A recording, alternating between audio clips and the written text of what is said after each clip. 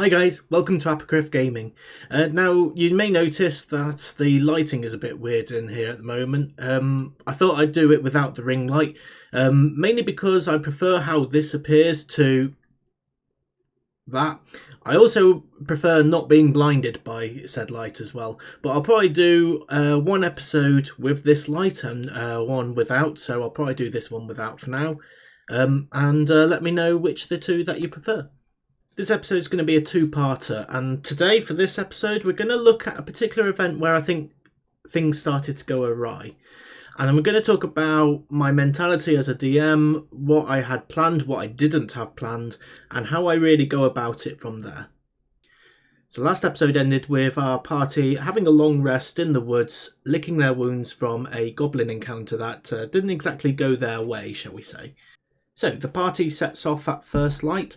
They follow the road south and they notice that the road starts to edge towards the coastline after a while. It's there that they happen upon a fishing hamlet, and there's a dilapidated looking building there. It's got gaps in the wood, there's black mould on the windows, there's a swing sign that's half hanging off above the door, but they do see the words on it, the Red Herring. It's clearly a tavern of some sort.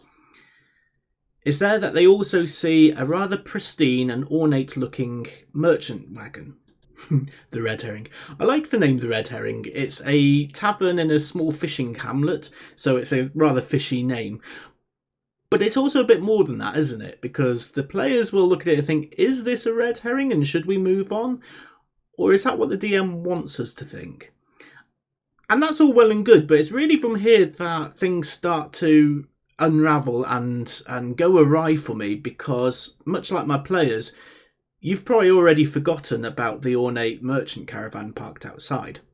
What I expected one or all of them to do is to inspect the caravan a little bit closer, and they'll find signs that really sort of tell the party that this is the caravan that they're looking for, and then they'll contact Pad and Grail via the sending stones as per instructions.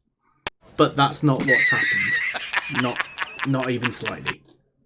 No, they head into the tavern, they open the door and the smell of stale tobacco smoke wafts through, and they see 5 well-equipped men sat around a rather large table and a barkeep at the end of the bar. They make a mental note of the people sat around the table, but then they head straight to the bar and they peruse the breakfast menu. Whilst waiting for their breakfast, Shadris decides to ask the people sat around the table if they've heard anything about an attack on a merchant wagon. And they say, no, we haven't heard anything like that.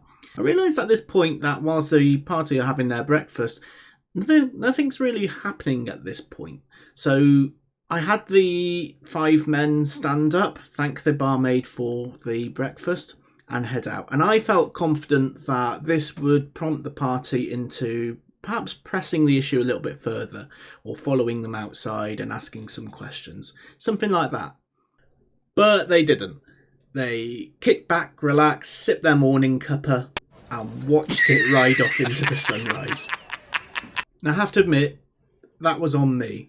I didn't conceive the idea or the possibility that they could just miss the caravan altogether. In times when I've run this before, that's absolutely not what's happened, and people have been pretty sure that this is the caravan. But again, that's on me. It's not for the party to come up with the idea on their own. It's not for them to think this is definitely the caravan that we're looking for. In hindsight, if I run this again, I'll probably put other things like they hear sounds or voices coming from inside the merchant wagon. And I did have that rolled up as a part of investigation check, but again, the party didn't pay any attention to the caravan. They just headed straight inside. So in hindsight, maybe I should have just pointed this out to them rather than roll it into an investigation check. Saying that, I'm also not a fan of pushing players into a particular direction. I'm a big fan of sandbox games and I prefer to run my games that way. But I think, especially in hindsight, I think there are times where players need to be given some direction. It's all well and good putting them in a sandbox environment, but if they don't really have any sense of where they're going or what they're doing, the game can grind to a halt.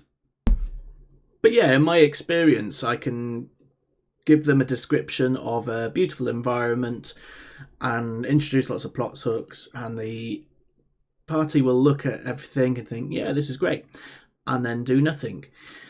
And I think the way around that is you introduce plot hooks, you describe various things that's happening around them. But again, there's an art to this, because too many and all of the significance of those hooks kind of gets lost in the ether. Too few and your party cries railroad and say that you're trying to force them down a particular road. That's it for this video. I am trying to keep these videos short. I know that people generally prefer shorter videos. If you did like this video, then of course hit that like button, subscribe to my channel if you're new, and also let me know in the comments, if you were the DM in this situation, how would you handle this? What would you do? Thank you very much for watching. Take care.